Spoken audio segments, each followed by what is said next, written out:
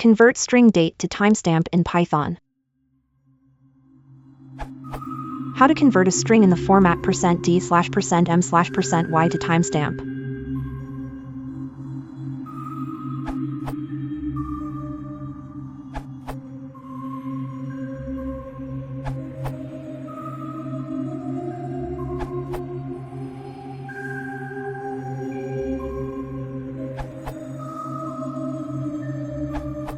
To convert the string into a date object.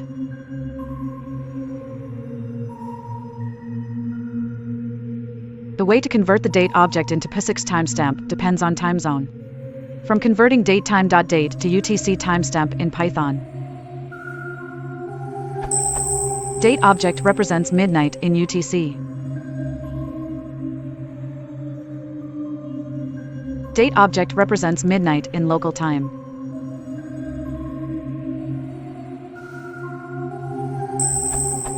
The timestamps are different unless midnight in UTC and in local time is the same time instance.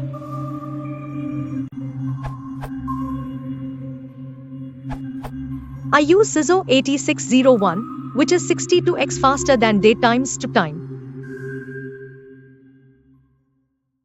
You can learn more here.